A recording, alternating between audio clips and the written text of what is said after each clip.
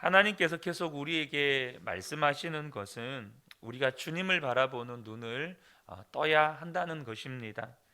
우리가 무슨 일을 하든지 24시간 주님을 바라보고 노력하셔야 합니다. 에베소서 3장 17절에 믿음으로 말미암아 그리스도께서 너희 마음에 계시게 하시옵고, 우리가 믿음으로 예수 그리스도가 우리의 마음에 계시는 그 은혜를 누리게 된다는 말씀입니다. 이 말씀에 의지해서 저와 여러분이 주님을 향해서 마음을 열고 또 우리의 생각 속에 항상 주님을 두려고 하면 반드시 우리 안에 믿어지는 역사가 일어난다는 것입니다. 믿어지게 되면 주님이 나와 함께 계시는 것이, 그 믿어지는 것, 그것이 바로 주님을 바라보는 눈이 띄었다고 하는 것입니다. 이렇게 주님을 바라보는 눈이 열리고 믿어질 때, 그때서 우리 안에서 일어나는 역사가 하나님의 뜻이 깨달아지기 시작한다는 거예요. 주님이 기뻐하시는 게 뭐고 주님이 싫어하시는 게 무엇인지 마음에 깨달아지는 거죠. 물론 우리가 아직 믿음이 온전치 않기 때문에 혼란스러울 때도 있습니다. 그러나 점점점 선명해지고 분명해지는 것이죠. 그것을 주님의 음성을 들었다고 하는 것입니다. 영적인 귀가 열린 것이죠. 그것이 어쩌다 한 번씩 일어나는 일이 아니고 우리의 삶에 자주 반복되면 그것이 주님과 친밀해졌다고 하는 것입니다. 주님이 나와 함께 계시는 것이 자꾸 생각이 나요. 주님이 믿어지고 주님이 무엇을 원하시는지가 깨달아지고 또 주님의 역사가 내 삶 가운데 일어나는 것들이 반복되어져서 경험되어질 때 그것을 비로소 하나님과 친밀해졌다고 하는 것입니다. 그렇게 주님과 친밀해지면, 여러분, 사람이 친하면 닮게 됩니다. 사람이 친해지면 닮게 돼요. 주님과 친해지면 내가 주님 닮게 됩니다. 그러면 내가 변화되면 세상이 달리 보이는 겁니다. 그렇게 무섭던 사람이 악한 계획을 자랑하고 또 사람들에게 그것들을 알리면서 오히려 떵떵거리며 살아가고 정말 자기 세상 만난 것처럼 그렇게 할 때 그게 안 무서운 겁니다. 오히려 그 사람이 불쌍해지는 거예요. 왜냐하면 내 눈에는 그 사람을 향한 하나님의 진노와 심판이 보이니까. 2차 세계대전이 발발했을 때 네덜란드령 동인도에 있는 선교사님들이 고민에 빠졌습니다. 우리가 철수를 하고 본국으로 돌아가야 하나, 아니면 여기서 끝까지 선교 사역을 해야 하나, 선택을 해야 하는 기로에 섰습니다. 달런 데이블러 로즈 선교사님이라는 분이 당시의 상황을 기록으로 남겼습니다. 선교사님들이 어떻게 해야 할지 의논하려고 모였습니다. 그때 선임 선교사였던 채플리 박사님이 우리가 하나님께 기도하고 응답을 받읍시다, 그러면서 부탁하기를 부부 사이에도 의논하지 말고 우리 기도합시다. 하나님 어떻게 해야 합니까? 구체적으로 깨닫게 해주십시오. 왜냐하면 부부 사이에도 의논하다 보면 사람의 생각이 끼어들 수 있잖아요. 만약 하나님이 우리에게 떠나라고 말씀하시는 것이 분명하다면 우리는 떠날지라도 비겁한 사람, 도망자가 아닐 것입니다. 그러나 우리에게 분명하게 남으라고 응답하셨다면 우리는 어떤 어려움이 예상되어도 남을 것입니다. 그리고 선교사님들이 흩어져서 기도를 시작했습니다. 그리고 금요일이 되었습니다. 항구에는 배가 들어왔고 트럭이 선교사님들이 있는 본부로 왔습니다. 선교사님들을 싣고 떠나려는 것이죠. 채플리 박사님이 선교사님들이 다 모인 자리에서 응답을 물어봤습니다. 한 사람도 빠지지 않고 하나님이 남으라고 하시는 것 같습니다 라고 대답을 했습니다. 채플리 박사님이 부부싸움도 하지 않게 해주신 것 감사합니다 라고 고백했다고 합니다. 당시 상황에서 가장 안전하고 쉬운 길은 본국으로 돌아가는 것이었습니다. 그 전쟁의 소용돌이 속에서 거기에 남아있다고 하는 건 굉장히 위험한 일이죠. 그러나 분명하게, 너무나도 분명하게 하나님이 남으라고 한 것입니다. 그래서 그들 모두가 위험한 선택을 했습니다. 왜요? 응답받았으니까. 하나님이 남으라고 했으니까. 결국 빈 트럭으로 트럭은 돌아갔고 배도 떠났습니다. 그 뒤에 들려오는 소식이 선교사님들을 깜짝 놀라게 했습니다. 선교사님들을 데리러 왔던 배가 3일 뒤에 난파를 당해서 배에 탄 사람이 한 사람도 살지 못하고 다 죽었다는 것입니다. 하나님은 정말 우리를 인도하시는구나. 하나님은 우리를 구체적으로 인도하십니다. 그것을 확신하는 사람은 여러분 전쟁의 포화 속에서도 두려움이 없게 되는 것입니다. 환경과 여건, 사람 때문에 무섭지 않게 된다는 것이에요. 사랑하는 성도 여러분, 우리가 예수님을 믿어도 이렇게 믿으셔야 합니다. 하나님께서 이스라엘 백성들에게 출애굽한 이후에 가장 중요하게 주신 명령이 우상을 만들지 말라는 것이었습니다.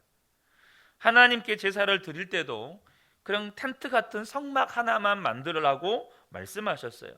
거기에서 제사 드리라는 것입니다. 이스라엘 백성들은 애굽에서 살 때 엄청난 신전들을 보고 살았습니다. 여러분 잘 아는 스핑크스, 피라미드, 그 애굽의 왕들, 그러니까 파라오들이 죽으면 묻히는 왕가의 계곡이라는 곳이 있습니다. 그러니까 파라오가 죽으면 다 거기에 묻히는 거예요. 그러니까 역대 왕들의 무덤이죠. 그리고 그곳이 룩소라고 하는 도시인데요. 그곳에 가면 여러분 우리가 보통 신전하면 떠오르는 것이 그리스 아테네에 있는 그런 신전들이잖아요. 근데 애굽에 가면, 이집트에 가면 그것과는 비교도 안 될 만큼의 어마어마한 규모의 신전들이 있습니다. 신전 규모가 사방 몇 킬로미터입니다. 그러니까 어마어마하죠. 신전에 들어가려면 배를 타고 들어갑니다. 지금은 다 이제 묻혀 있는데요. 그런 어마어마한 규모의 신전들을 400년 동안 보고 살았습니다. 그런 엄청난 구조물들을 보면서 그 규모에 압도당하는 거죠. 정말 뭔가가 있는 것 같다. 그 신전의 그 구조상 사람이 말을 하면 이렇게 메아리처럼 울린대요. 그 신전 안에서. 저 앞에서 누가 말을 하면 웅장하게 막 울리는 거예요. 그 규모에 압도당하니까 이들은요, 그 구조물만 봐도 뭔가 있는 것 같다. 그런 세월을 400년을 삽니다. 하나님께서는 이스라엘 백성들이 가지고 있는 문제가 무엇인지를 정확하게 보시는 겁니다. 뭔가 큰 것, 뭔가 엄청나고 건물이 멋있어 보이는 것, 그런 것들은 위대한 것이고 뭔가 신성이 있는 것이라고 여겨지는 거예요. 하나님은 그런 고정관념을 뜯어 바꾸어야 했습니다. 왜요? 눈에 보이는 대로 살면 여러분 반드시 사람은 잘못 판단하게 돼요. 여러분 하나님을 신상으로 만들려면 도대체 어느 정도 규모의 크기로 만들어야 합니까? 지구가 감당할 수나 있겠습니까? 우주 만물을 창조하신 하나님을 신상으로 만들 수나 있겠습니까? 그건 불가능한 겁니다. 그래서 하나님은 하나님의 신상도 만들지 말라는 것이에요. 하나님께 예배드리는 신전도 멋있고 웅장하고 거창하게 만들지 말고 조그만 텐트 하나만 만들라는 것입니다. 왜 그렇게 하셨을까요? 보이지 않는 하나님을 바라보고 살라는 것입니다. 그렇게 하나님께서 하나님 바라보며 살게 만들려고 하신 방법이 뭐였냐면 낮에는 구름 기둥으로 그들을 인도하시고 밤에는 불기둥으로 그들에게 비추시는 것이었습니다.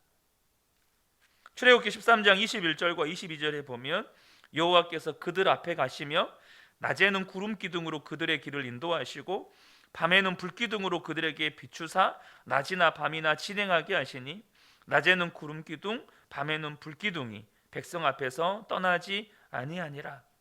그러니까 백성들이 무엇만 바라보고 있어야 돼요? 불기둥과 구름 기둥만 바라보며 살아야 되는 거예요. 구름 기둥이 떠나가면 텐트 다 걷어서 그 구름 기둥 따라가고, 구름 기둥이 멈춰 서면 거기에 텐트를 펴고 하루고 일주일이고 석 달이고 거기에 머물러 있고, 이걸 40년 동안 반복한 거예요. 지금도 저와 여러분에게 하나님께서 시키시는 훈련이 바로 이 훈련입니다. 우리가 세상을 살아가다 보면 세상은요, 뭔가 거창하고 그럴듯해 보이고 커 보이는 것에 우리를 속게 만듭니다. 그리고 우리가 하나님을 보지 못하니까 뭔가 권세 있고 능력이 있고 커 보이고 웅장해 보이고 위대해 보이면 거기에 매여 사는 겁니다. 그래서 인생을 다 망치는 거예요. 왜요? 누구든지 다 그 커 보이고 잘나 보이고 위대해 보이고 성공해 보이는 그것을 향해 달려가다가 정말 우리가 보이지 않는 하나님을 놓쳐버리니까. 이스라엘 백성이 출애굽한 다음에 홍해를 건넜습니다. 그 엄청난 기적을 경험하고도 그들은 3개월이 못 돼서 금송아지 만듭니다. 왜 그런 일을 했을까요? 출애굽기 32장 1절을 보면 백성이 모세가 산에서 내려옴이 더딤을 보고 모여 백성이 아론에게 이르러 말하되 일어나 우리를 위하여 우리를 인도할 신을 만들라. 이 모세 곧 우리를 애굽 땅에서 인도하여 낸 사람은 어찌 되었는지 알지 못함이니라. 이스라엘 백성들이 금송아지를 만든 이유를 본문에서 보면 바로 모세가 어찌 되었는지 알지 못하는 불안함 때문입니다. 애굽에서 살다가 지금 광야로 나왔습니다. 그런데 광야에 아무것도 없는 게, 눈에 보이는 게 없어요. 집도 없고 논밭도 없고 길도 없고 먹을 것도 없고 어디로 가야 될지도 모르겠고 모든 것이 불안한데 하나님도 안 보여요. 보이지 않는 하나님 믿고 살라는 거예요. 모세 한 사람 믿고 자신들이 살던 그곳 등지고 나왔는데 지금 모세는 하나님 만나러 갔다면서 죽었는지 살았는지 감감무소식인 거예요. 언제까지 모세를 기다려야 할지 너무너무 불안한 거예요. 그래서 아론에게 와가지고 제발 보이는 뭔가를 만들어 달라는 거예요. 보이는 뭔가를. 자기들은 애굽에서 이때까지 보이는 뭔가를 보면서 그거 의지하며 살았으니까 눈에 보이는 거 만들어 달라는 거예요. 그래서 금송아지를 만들었어요. 그럼 금송아지가 뭘 할 줄 압니까? 말도 못하고 먹지도 못하고 인도도 못하고 치유도 못하고 위로도 못해요. 할 수 있는 게 아무것도 없어요. 근데 한 가지 할 수 있는 게 있어요. 그게 뭐죠? 옆에 있는 거. 눈에 보여서 옆에 있는 게 눈에 보이는 거. 그것 빼고는 금송아지가 할 수 있는 게 아무것도 없어요. 눈에 보이니까, 눈에 보이는 뭔가 그럴듯해 보이는 뭔가가 옆에 하나 있으니까 그 역할밖에 못해요. 그런데 사람은 간사해서 눈에 보이는 뭔가가 필요하다는 거예요. 눈에 보이는 그 뭔가에 사람들은 집착해요. 그래서 명함 하나에 집착해요. 그 명함에 내가 어디 대표이사, 어디 무슨 직위, 눈에 보이는 그 뭐 하나. 여러분, 그런 거 하나라도 있어야 마음이 안정되고 불안함이 해소되고, 그런 수준으로 하나님을 믿으면 나중에 가서 큰일 납니다. 정말 우리가 하나님 앞에 서는 그날에 여러분, 이것은 돌이킬 수가 없는 겁니다. 대놓고 악한 짓을 하면서 그것을 자랑하는 사람이나 그런 사람을 무서워하는 사람이나 영적으로는 하나님을 바라보지 못한다는 것이 수준이 똑같다는 겁니다.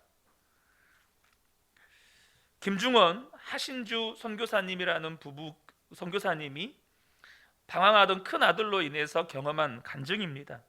선교사로서 외국 생활을 오랫동안 했기 때문에 아들은 어릴 때부터 외국 학교를 다녀야 했습니다. 그러니까 무슨 일이 있어요? 그 외국 아이들한테 계속해서 왕따를 당하는 겁니다. 그러니 아이들이 마음을 못 잡고 방황하는 것입니다. 부모 입장에서 얼마나 마음이 안쓰럽겠습니까? 하나님께 기도했더니 하나님께서 응답의 말씀을 주셨습니다.